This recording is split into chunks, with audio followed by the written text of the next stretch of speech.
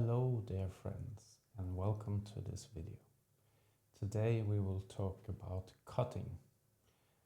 So in the process of getting big and strong, sometimes you want to look ripped for the summer and then you need to lose a few kilos, hopefully of fat, so that the muscles will really show nicely on the beach.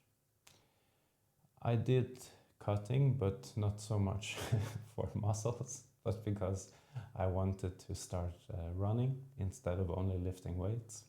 So in this process, I went from around 95 kilos to around 75 kilos. That was a bit too much, but we can talk about that later. My goal was around 80 kilos, which I think is a very nice weight for me. And what did I do then in this process from being big and strong and eating a lot to again getting skinny? And for me, the first thing was, of course, eating less. And eating less when you're a diabetic can be challenging. Also, I started to run a lot, which also, of course, affects a lot, losing weight in this process. And again, this is not healthcare advice. I'm not a healthcare professional. This is only from my experience losing all those kilos. And in a way, it is not strict cutting because I also did lose some muscle. But I did some strength training all the way down. In the beginning, I was running and I was training strength.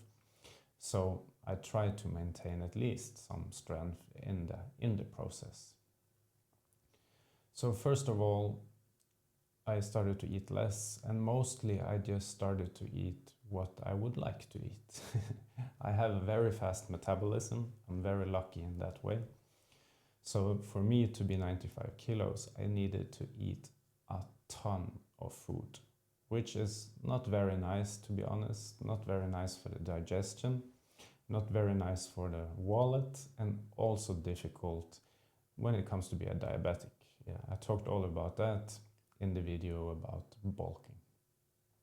But when I did lose a lot of weight, I noticed immediately I needed much less insulin.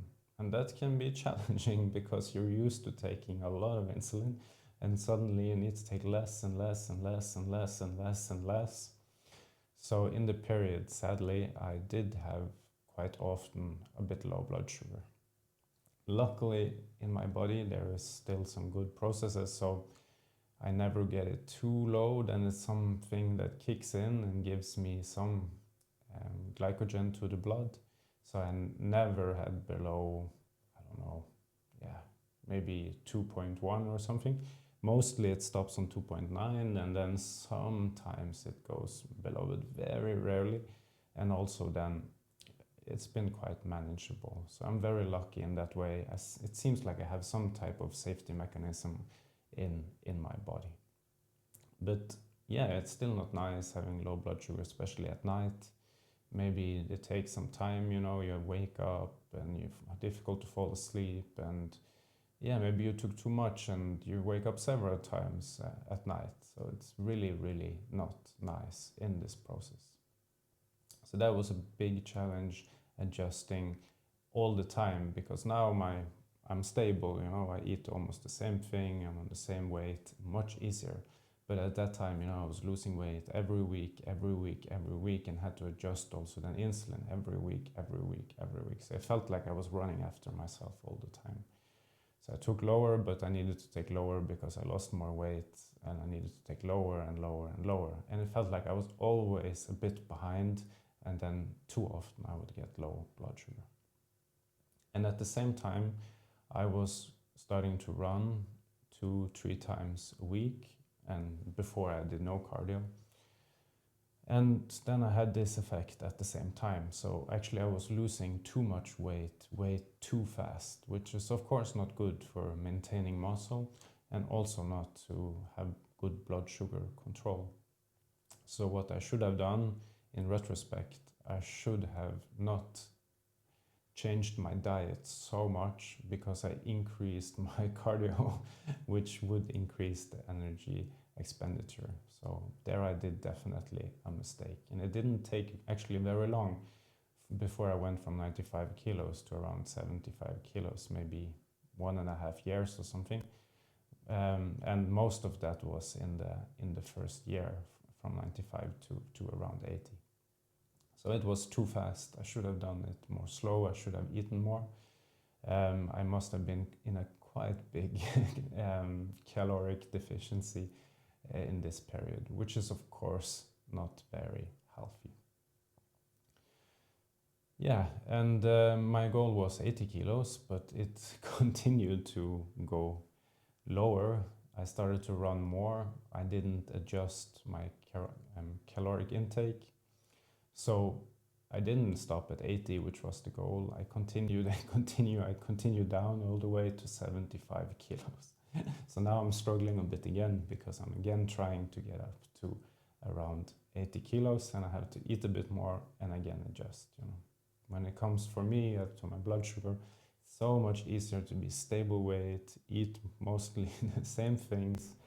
That is very, very easy. But when always something changes with weight, with diet, with life, then it becomes much, much more difficult. So taking things slow is incredibly important. And I definitely, when I increased my cardio, I definitely ate too less. I should have eaten more in this period, and I should have had a slower lowering of my weight. Also to maintain more muscle. I lost my muscle strength way too fast and my muscle. So now I'm actually building a bit up again because I really felt too skinny and that I lost way too much muscle. So this is something to think about. This is something to, if you're a diabetic, really to think hard about before you were doing a cut or lose a lot of weight, because that can also be very challenging, not only gaining weight, but also losing weight. And I would really recommend, from my own experience, not as a healthcare professional, to do it slow and controlled and over time, not too fast, because it becomes very, very difficult with the blood sugar as a diabetic, and it's easy to get too low blood sugar way too often. Hope this was useful. This was my experiencing with cutting. Have a nice day.